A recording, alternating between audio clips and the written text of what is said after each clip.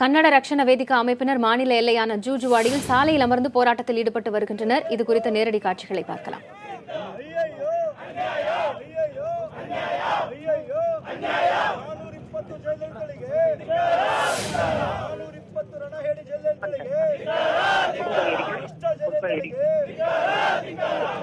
இது தொடர்பாக களத்தில் இருக்கும் செய்தியாளர் மோகன்ராஜிடம் பேசலாம். மோகன்ராஜ், போராட்டம் காரணமாக அங்கு என்ன மாதிரியான சூழல் நிலவுகிறது? விவரங்கள் என்ன?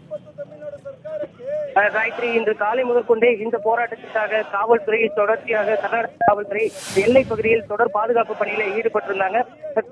சற்று முன்பாக இருந்து கிளம்பி தமிழக எல்லை பகுதியான ஜூஜுவாடி அருகே வந்து சாலையில் அமர்ந்து மறியல் போராட்டத்தில் ஈடுபட்டிருக்காங்க.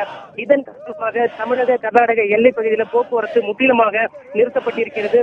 இருபுறங்களிலும் சுமார் 1 கிலோமீட்டர் தூரத்திற்கு முன்பாகவே கர்நாடக வாகனங்கள் அனைத்தும் நிறுத்தப்பட்டிருக்கிறது. அதே போல கர்நாடகத்திலிருந்து தமிழகத்திற்கு வரும் வாகனங்களும் நிறுத்தப்பட்டிருக்கு. இந்த மறியல் நடத்தும் இடத்தில் காவல்துறையினர் தொடர்ச்சியாக பாதுகாப்பு பணியில ஈடுபட்டிருக்காங்க. இது தவிர தமிழக முதல்வரின் உருவ பொம்மையை எரிப்பதற்கான முயற்சி இங்கே மேற்கொள்ளப்பட்டது. அதை காவல்துறையினர் கர்நாடக காவல்துறையினர் தற்போது தடுத்து நிறுத்தியிருக்கிறார்கள். தொடர்ச்சியாக இவர்கள் கோஷமிட்டு தற்பொழுது தங்களது கோரிக்கைகளை தமிழகத்திற்கு தண்ணீர் வழங்கக்கூடாது என்ற கோரிக்கையை முன்வைத்து தற்பொழுது கோஷமிட்டு போராட்டத்தில் ஈடுபட்டு வராங்க. காயத்ரி, மோகன்ராஜ், இந்த போராட்டத்தை கைவிட சொல்லி ஏதேனும் சமரச முயற்சி ஏதேனும் நடைபெறுகிறதா?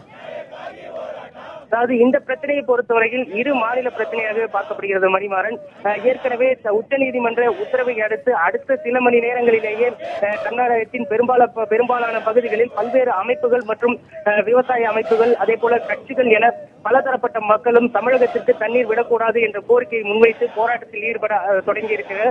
இது தொடர்பாக நேற்றைய தினம் சட்ட ரீதியான ஆலோசனை கூட்டமும் ஒன்று கர்நாடக மாநில முதலமைச்சர் சித்தராமையா தலைமையில் நடத்தப்பட்டது. அதனைத் தொடர்ந்து அனைத்து கட்சி கூட்டமும் நடத்தப்பட்டது. இந்த இரு கூட்டத்திற்கு பின்னரே தமிழகத்திற்கு உச்சநீதிமன்ற உத்தரவுப்படி நள்ளிரவு 12 மணி முதல் தண்ணீர் திறப்பதற்கான ஏற்பாடுகள் நடைபெற்றிருக்கு. இதன் தொடர்ச்சியாக தற்பொழுது மீண்டும் அனைத்து கட்சி கூட்டம் கர்நாடகத்தில் பேச்சுவார்த்தைக்கு அழைத்து அதன் பிறகு இது போன்ற போராட்டங்களை கைவிடுவதற்கான கர்நாடக மாநில அரசுதான் மேற்கொள்ள வேண்டும் என்பதே தற்போதைய நிலையாக இருக்கிறது.